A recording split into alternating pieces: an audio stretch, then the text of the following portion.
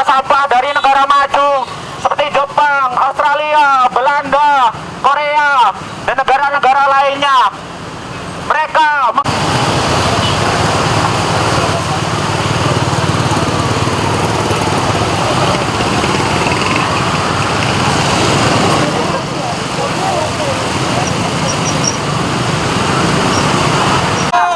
harga diri kita tidak diinjak-injak oleh negara. Nazara. Jadi perkenalkan, kami sampah Australia.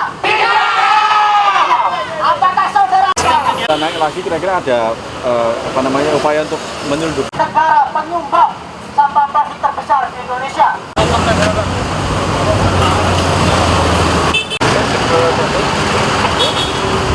Australia, Jepang, Amerika, Belanda, Indonesia. Kita telah menjadi tempat sampah mereka selama diri belum bisa mengurus masalah kita. Kita masih punya banyak.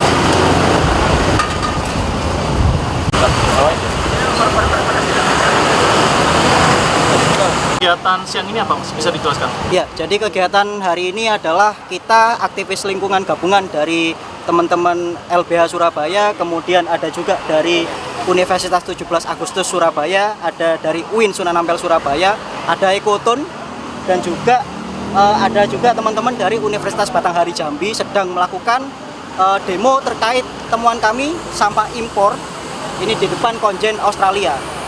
Karena salah satu negara penyumbang impor sampah di Indonesia itu ya Australia termasuk salah satu yang tertinggi. Oke, dampak pembuangan sampah plastik ilegal ini apa Mas bagi lingkungan? Ya, jadi dampaknya memang faktanya yang pertama adalah dumping site sampah impor ini telah kami temukan ada di Desa Gedang-Rowo, kemudian ada di Desa Tanjang Rono, kemudian ada juga di Desa Bangun gitu.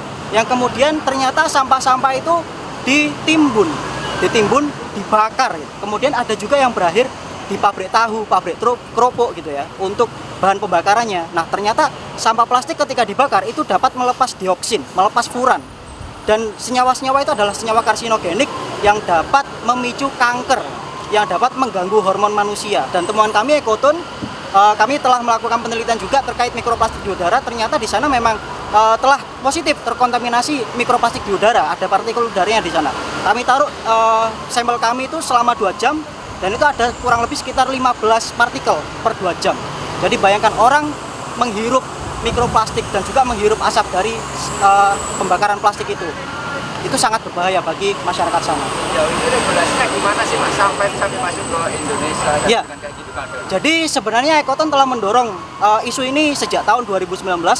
Pada waktu itu turunlah SKP 3 Menteri untuk membuat pembatasan bahwasanya impor sampah ini tidak boleh melebihi 2%. Tapi faktanya di lapangan di tahun 2021, 2022, 2023 sampai 2024 trennya malah naik. Artinya di sini ada impuritas yang berlebihan. Dugaan kami seperti itu. Nah, sehingga dari situlah kemudian kami juga penelitian dan berakhir di pabrik-pabrik daur ulang karena ketidakmampuan pabrik daur ulang di Indonesia itu ternyata juga melepas polusi di sungai-sungai kita. Mas, polusi dan pencemaran tadi itu kalau bagi masyarakat bisa menyebabkan penyakit apa aja Mas? Ya, penyakitnya itu bisa jangka panjang ya, kanker, kemudian gangguan hormon, kemudian juga penurunan kualitas reproduksi, bisa penurunan kualitas sperma, kemudian kalau yang perempuan itu juga bisa ya salah satunya karena mikroplastik itu agen diabetogenik menyebabkan diabetes gitu ya. Kemudian itu juga anak-anak kecil, kalau misalnya anak-anak SD itu menstruasinya juga bisa lebih cepat karena konsumsi plastik setiap harinya ya. Dan juga lingkungan yang memang didukung oleh banyaknya sampah-sampah plastik di sekitarnya.